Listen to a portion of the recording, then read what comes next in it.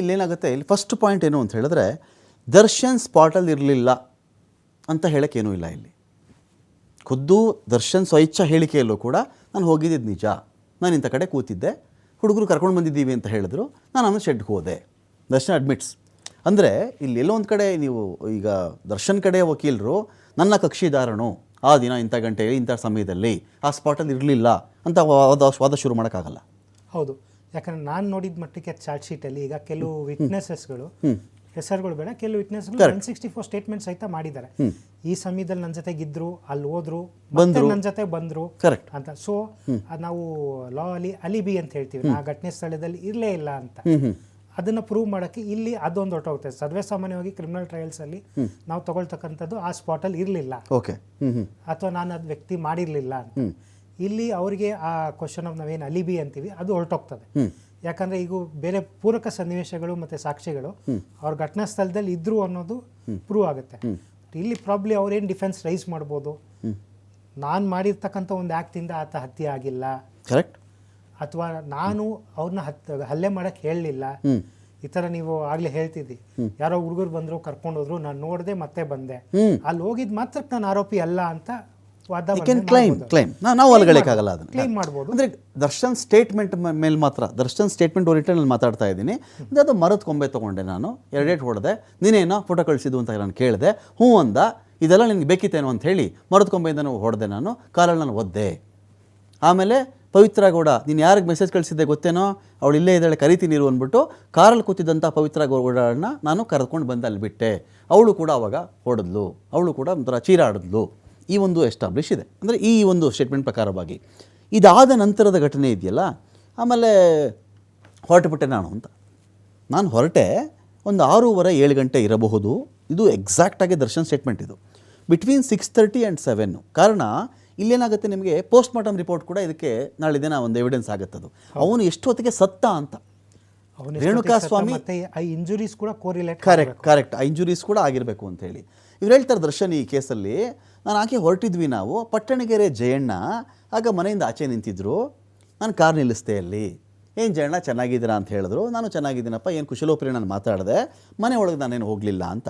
ಇದು ಎಷ್ಟು ಗಂಟೆಲಾಗಿತ್ತು ದರ್ಶನ್ ಅಂತ ಕೇಳಿದ್ರೆ ಬಿಟ್ವೀನ್ 6:30 to 7 ಅಂತ. ಇದು ಚಾರ್ಜ್ ಶೀಟಲ್ಲೂ ಮೆನ್ಷನ್ ಮಾಡ್ತಾರೆ. ಹೌದು, ಪಕ್ಕದ ಮನೆ ಒಬ್ಬ ವ್ಯಕ್ತಿಯ CCTV ಫುಟೇಜಿಂದ ಇದು ನಮಗೆ ತಿಳಿದು ಬಂದಿದೆ, ಇನ್ನೊಂದು ಕಾರ್ ನಿಲ್ಲಿಸಿದ್ದು ನಿಜ ಅಂತ ಹೇಳಿ. ಬಟ್ ಇಲ್ಲಿ ಈ ಪ್ರಾಣ ಪಕ್ಷಿ 1:30 ಒಂದು 5:30ವರೆಗೂ 6:30ವರೆಗೂ ಅವ್ರು ಹೊಡೆದ್ರು. ಆವಾಗ ಆ ಒಂದು ಟೈಮಲ್ಲಿ ಮನುಷ್ಯ ಸತ್ತೋಗ್ಬಿಟ್ಟ ಅಂತ. ಸತ್ತೋಗಿರೋದು ಕನ್ಫರ್ಮ್ ಮಾಡ್ಕೊಂಡು ದರ್ಶನ್ ಹೊರಟಿದ್ದ, ಅಥವಾ ಸಾಯಿಸ್ಬಿಟ್ಟೆ ದರ್ಶನ್ ಹೊರಟಿದ್ದ, ಅಥವಾ ದರ್ಶನ್ ಹೊಡೆದು ಆಚೆ ಬಂದಾಗಲೂ ಆ ವ್ಯಕ್ತಿ ಸತ್ತಿರಲಿಲ್ವಾ? ಇದನ್ನು ಎಸ್ಟಾಬ್ಲಿಷ್ ಮಾಡೋದು ಹೇಗೆ ಅಂತ. ಯಾಕೆಂದರೆ ದರ್ಶನ್ ಆಮೇಲೆ ಹೇಳಿರೋ ಕತೆ, around 7:30 I have got A call from mister Pradosh. He only inform me that Renukaswamy dead ಅಂತ ಹೇಳಿ, ಹ್ಯಾಡ್ ಬೀನ್ ಡೆಡ್ ಅಂತ. ಅಂದರೆ ಅವನು ಸತ್ತೋದ ಅಂತ ಅವನು ಹೇಳ್ತಾನೆ, ಸಾಯಿಸಿದ್ರು ಸಾಯಿಸ್ತಿಲ್ವೋ ಅದೇನು ಹೇಳೋಕ್ಕೆ ಹೋಗಲ್ಲ ಅಂತೇಳಿ. ಇದು ಹೇಗೆ ಅವಾಗಂದರೆ ನಾನೀಗ ಇನ್ನೋಸೆಂಟ್ ಅಂತ, ನಾನು ಬಂದೆ ಅಂತ ಪವಿತ್ರ ಗೌಡ ಇದ್ರು, ಅಲ್ಲಿ ಹೊಡೆದ್ಬಿಟ್ರು, ನಾನು ಇಲ್ಲಿ ಬಂದಲ್ಲ, ಬಂದ ಮೇಲೆ ನಾನು ಚೆಕ್ ಮಾಡ್ಕೊಂಡಾಗ ನನಗೆ ಅವಾಗ 7:30 ಅವ್ನು ಸತ್ತೋಗ್ಬಿಟ್ಟು ಅಂತ ಪ್ರದೋಷ್ ಅವಾಗ ಹೇಳಿದಾಗಲೇ ನನಗೆ ಗೊತ್ತಾಗಿದ್ದು ಅಂತ. ಇದನ್ನು ಹೇಗೆ ಎಸ್ಟಾಬ್ಲಿಷ್ ಮಾಡೋದು ಅಂತ ಹೇಳಿ ಪೊಲೀಸರ ಸವಾಲುಗಳಿಲ್ಲಿ.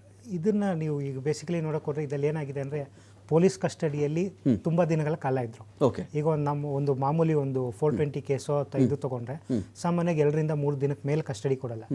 ಇದರಲ್ಲಿ ಏನಾಗಿರ್ತದೆ, ಇನ್ವೆಸ್ಟಿಗೇಷನ್ ಆಫೀಸರ್ಗೆ ಸಾಕಷ್ಟು ಮಾಹಿತಿ ಇರ್ತದೆ. ಓಕೆ, ಆ ಪೀರಿಯಡಲ್ಲಿ ಇವ್ರು ಏನು ಕಸ್ಟಡಿಯಲ್ಲಿದ್ದರು, 1 ವಾರ ಅಥವಾ 10 ದಿನ ಏನು ಕಸ್ಟಡಿಯಲ್ಲಿದ್ದರು, ಅದರಲ್ಲಿ ಅವರು ಆಲ್ರೆಡಿ ಸಾಕಷ್ಟು ಪುರಾವೆಗಳನ್ನ ಕಲೆಕ್ಟ್ ಮಾಡಿಬಿಟ್ಟಿದ್ರು. ಸೊ ಅದಕ್ಕೆ ಹೊಂದ್ಕೊಂಡಂತೆ ಇವ್ರದ್ದು ಸ್ಟೇಟ್ಮೆಂಟ್ ಪ್ರಿಪೇರ್ ಮಾಡಿರ್ತಾರೆ. ಯಾಕಂದರೆ ಈಗ ಚಾರ್ಜ್ ಶೀಟ್ ಸಲ್ಲಿಸೋಕ್ಕೂ ಅವ್ರಿಗೆ ತುಂಬ ದಿನ ಟೈಮ್ ಇತ್ತು. ಇದು ಈಗ ಏನವರು ಚಾರ್ಜ್ ಶೀಟ್ ಸಲ್ಲಿಸಿದ್ದಾರೆ, ಹೇಳಿಕೆ ಸಲ್ಲಿಸಿದ್ದಾರೆ, ಇದು ನಿಜವಾಗ್ಲೂ ನಾನು ಆಗಲೇ ಹೇಳ್ದಂಗೆ it is prerogative of investigating officer. Okay, ಅವರು ಎಕ್ಸಾಕ್ಟ್ ಅಕ್ಯೂಸ್ ಏನು ಹೇಳ್ತಾರೆ ಅದನ್ನೇ ಅವರು ಕೋರ್ಟಿಗೆ ಸಬ್ಮಿಟ್ ಮಾಡಬೇಕನ್ನಕ್ಕಂಥದ್ದು ಏನಿಲ್ಲ.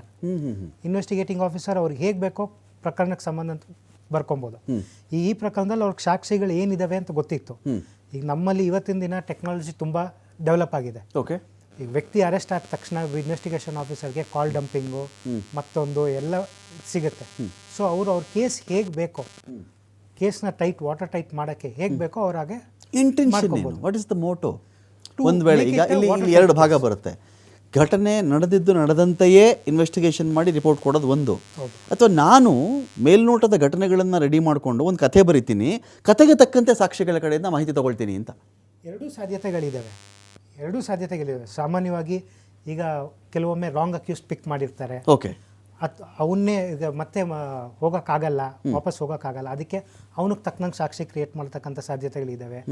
ಆದರೆ ಈ ಪ್ರಕರಣದಲ್ಲಿ ಆಲ್ರೆಡಿ ಮೀಡಿಯಾವರೆಲ್ಲ ಹಿಂದೆ ಬಿದ್ದಿದ್ರು, ಸೊ ಯಾರನ್ನೂ ಅವ್ರ ಕೈ ಬಿಡೋಕ್ಕಾಗಲಿ ಅಥವಾ ಮತ್ತೊಂದು ಮಾಡೋಕ್ಕಾಗಲಿ ಸಾಧ್ಯತೆ ಇರಲಿಲ್ಲ. ಸೊ ಏನು ಘಟನೆ ನಡೆದಿದೆ, ಓಕೆ, ಸೀಕ್ವೆನ್ಸ್ ಆಫ್ ಇವೆಂಟ್ಸ್ ಏನಿದೆ ಅದ್ರ ಪ್ರಕಾರ ಸಾಕ್ಷ್ಯಗಳು ಕಲೆಕ್ಟ್ ಮಾಡಿರ್ತಾರೆ. ಆ ರೀತಿ ಆರೋಪಿಗಳ ಸ್ಟೇಟ್ಮೆಂಟ್ ಯಾವ ರೀತಿ ಆಗಿರುತ್ತೆ, ಸಾಮಾನ್ಯವಾಗಿ ಒಬ್ಬ ಇನ್ವೆಸ್ಟಿಗೇಟಿಂಗ್ ಆಫೀಸರ್ ರೈಟರ್ಗೆ ಏನು ಬೇಕು ಅದನ್ನು ಬರ್ಕೊಳ್ತಾರೆ, ನೋಡಯ್ಯ ಈ ಥರ ಬರ್ದಿದ್ದೀನಿ, ಕರೆಕ್ಟಾ ಇಲ್ವಾ ಅಂತ ಹೇಳ್ತಾರೆ ಬರ್ಕೊಳ್ತಾರೆ. ಇದ್ರಲ್ಲಿ ಪ್ರಾಬ್ಲಿ ಏನಾಗಿರ್ಬೇಕು, ಕ್ವಶನ್ ಆ್ಯಂಡ್ ಆನ್ಸರ್ ಥರ ಆಗಿರ್ಬೋದು. ಓಕೆ, ಅವ್ರಿಗೆ ಕಲೆಕ್ಟ್ ಮಾಡಿರ್ತಕ್ಕಂಥ ಮೆಟೀರಿಯಲ್ಸ್ನ ಅವ್ರು ಕಾನ್ಫ್ರಂಟ್ ಮಾಡಿ ಬರ್ದಿರ್ಬೋದು. ಓಕೆ, ಬರ್ದಿದ್ದಂಥ ಸಂದರ್ಭದಲ್ಲಿ ಅವಾಗ ಏನಾಗಿರುತ್ತೆ, ನೀವು ಬೇರೆ ವಿಟ್ನೆಸ್ಸಿಗೆ, ನಾನು ಆಗಲೇ ಹೇಳಿದ್ನಲ್ಲ, ಮಾಜರ್ ವಿಟ್ನೆಸ್ ಆಗಲಿ ಅಥವಾ ಬೇರೆ ಅವ್ರ ಸ್ನೇಹಿತರುಗಳದ್ದು ಅಥವಾ ಸಾಕ್ಷ್ಯಗಳು ಕೆಲವ್ರದ್ದು 164 ಸ್ಟೇಟ್ಮೆಂಟ್ ಮಾಡಿಸಿದ್ದಾರೆ ಮ್ಯಾಜಿಸ್ಟ್ರೇಟ್ ಮುಂದೆ, ಎಲ್ಲದಕ್ಕೂ ಕೋಲ್ ರಿಲೇಟ್ ಆದಂಗೆ ಸ್ಟೇಟ್ಮೆಂಟ್ ಪ್ರಿಪೇರ್ ಮಾಡಿ ಹಾಕಿರ್ಬೋದು. ಓಕೆ, ಅಂಥ ಸಂದರ್ಭದಲ್ಲಿ ಆರೋಪಿಗೆ ಅದು ಅನಾನುಕೂಲ, ಪ್ರಾಸಿಕ್ಯೂಷನ್ಗೆ ಅಡ್ವಾಂಟೇಜ್. ಕೋ ರಿಲೇಟ್ ಅನ್ನೋದು ರಿಲೇಟ್ ಕೂಡ ಹೌದಲ್ವೇ ಅಂತ? ಹೌದು, correlate it is also relate, it is also ಅಲ್ವಾ? ಈಗೇನು ಆಯಿತು, ಇವನು ಇವನು 14 ಜನ ಸಪ್ರೇಟಾಗಿ ಹೇಳಿದಾಗ ಈಗ ನಡೀತು, ಸ್ವಾಮಿ ದರ್ಶನ ಬಂದರು, ಇಂಥ ಕಾರಲ್ಲಿ ಬಂದರು, ಅವ್ರು ಹಿಂಗೆ ಹೊಡೆದ್ರು, ನಾವು ಹಿಂಗೆಲ್ಲ ಹೊಡೆದ್ವಿ, ನಾನು ಫೋಟೋ ತೆಗೆದೆ, ಅದು ಇದೆಲ್ಲ ಹೇಳಿದಾಗ ಅದನ್ನು ತಾನೇ ಪೊಲೀಸ್ ಬರ್ಕೊಳಕ್ಕೆ ಸಾಧ್ಯ? ಹೌದು. ಸಾಕ್ಷಿ ಏನು ಹೇಳಿರ್ತಾರೆ, ರಿಲೇಟ್ ಮಾಡೋದು, ಕೋ ರಿಲೇಟ್ ಮಾಡೋದು ಅನ್ನೋದು ಅಲ್ಲಿ ಕಲ್ಪಿಸುವುದು ಅಂತ ಆಗಲ್ವೇ? ಹಾಂ, ಕೋರಿಲೇಟ್ ಅಂದರೆ ನಾನು ಯಾವ ರೀತಿ ಹೇಳ್ತಾ ಇದ್ದೀನಿ ಅಂದರೆ, ಅದೇ ಜಸ್ಟ್ ಒಂದು ಸ್ಮಾಲ್ ಗ್ರಾಮ್ಯಾಟಿಕಲ್ ಇದು ಅಷ್ಟೇ. Okay, fine. ಈಗ ವಿಟ್ನೆಸ್ ಹೇಳಿರ್ತಾರೆ, ಓಕೆ, 6 ಗಂಟೆಗೆ ಇಲ್ಲಿಂದ ಹೊರಟರು, ನಾನು 6:15 ನೀವು ಹೇಳಿದ್ರಿ, ಅಲ್ಲಿ ನಾನು ನೋಡಿದ್ರು, ನಾನು ಮಾತಾಡ್ಸಿದ್ಬೋದು ಅಂತ, ಇದೆಲ್ಲ ಪುರಾವೆಗಳು ಮತ್ತು ದಾಖಲೆಗಳು ಇನ್ವೆಸ್ಟಿಗೇಟಿಂಗ್ ಆಫೀಸರ್ ಬಳಿ ಇತ್ತು. ಓಕೆ, ಅದನ್ನು ಇವ್ರ ಹತ್ರ ಕ್ವಶನ್ ರಿಲೇಟೆಡ್ ರೈಸ್ ಮಾಡಿರ್ಬೋದು. ಇವರು ಡಿನೈ ಮಾಡಿದಾಗ ನನ್ನ ಹತ್ರ ಈ ಥರ ಇದೆ ನೋಡು ಅಂತ ಕೇಳಿರ್ಬೋದು. ಅವ್ರು ಒಪ್ಕೊಳ್ಳೇಬೇಕು. ಒಪ್ಕೊಂಡಾಗ ಇದು ನಾವೇನು ಕನೆಕ್ಟಿಂಗ್ ದ ಡಾಟ್ಸ್ ಅಂತೀವಿ, ಅಷ್ಟೇನೆ. ರಿಲೇಟಿಂಗ್ ಇಸ್ ಒಂದು ಸ್ಟೇಟ್ಮೆಂಟ್ ಇನ್ನೊಂದು ಸ್ಟೇಟ್ಮೆಂಟು ಹೊಂದಾಣಿಕೆ ಆಗಬೇಕು. ಕೋರಿಲೇಟಿವ್ ಸರ್ಕಮ್ಸ್ಟೆನ್ಸಸ್ ಹೊಂದಾಣಿಕೆ, ಸಾಂದರ್ಭಿಕ ಸಾಕ್ಷಿಗಳು ಅದಕ್ಕೆ ಮ್ಯಾಚ್ ಆಗಬೇಕು, ಹೊಂದಾಣಿಕೆ ಆಗಬೇಕು ಅಂತೇಳಿ. ಫೈನ್.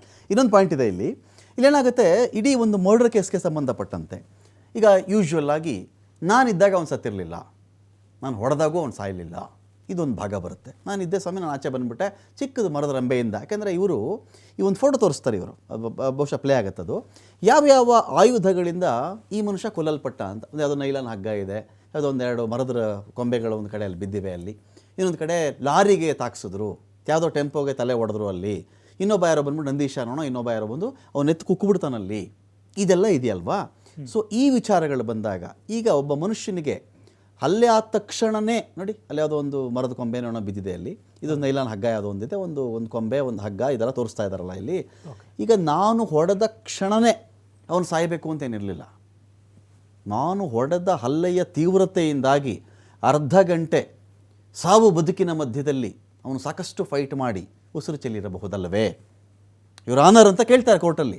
ಹೌದು ಸ್ವಾಮಿ, ಇವನು ಹೊಡೆದ್ಬಿಟ್ಟು ಹೋದ, 15 ನಿಮಿಷಕ್ಕೆ ಪ್ರಾಣ ಹೊರಟಾಯ್ತು ಸ್ವಾಮಿ, ಅವನಿಗೇನಾಯಿತು, ಎದೆ ಮೂಳೆ ಚುಚ್ಕೊಂಡ್ಬಿಡ್ತು, ತಲೆಗೆ ಹೊಡೆದ್ಬಿಟ್ಟಿದ್ದ ಸ್ವಾಮಿ, ಮೆದುಳು ಒಳಗಡೆ ರಕ್ತಸ್ರಾವವಾಗಿ ಸತ್ತೋಗ್ಬಿಟ್ಟ, ಅವನು ಇಮ್ಮಿಡಿಯೇಟ್ ಸಾಯಿಲ್ಲ, ನಿಜ, ಟೈಮ್ ತೊಗೊಳುತ್ತೆ, ಸತ್ತೋಗೋ ಪ್ರಾಸೆಸ್ ಇದೆಯಲ್ಲ, ಇಟ್ ಟೇಕ್ಸ್ ಟೈಮ್ ಅಂತ ಒಂದು ಆರ್ಗ್ಯುಮೆಂಟ್ ಆಗಬಹುದಾಗುತ್ತೆ. ಒಂದು ವೇಳೆ ಆ ಪ್ರಶ್ನೆ ಬಂದಾಗ ದರ್ಶನ ಉತ್ತರ ಏನಿದ್ದಿರಬಹುದು, ಅಥವಾ ದರ್ಶನ್ ಪರವಾಗಿ ವಾದ ಮಾಡ್ತಕ್ಕಂಥವ್ರದ್ದು ವಾದ ಏನಿರಬಹುದು,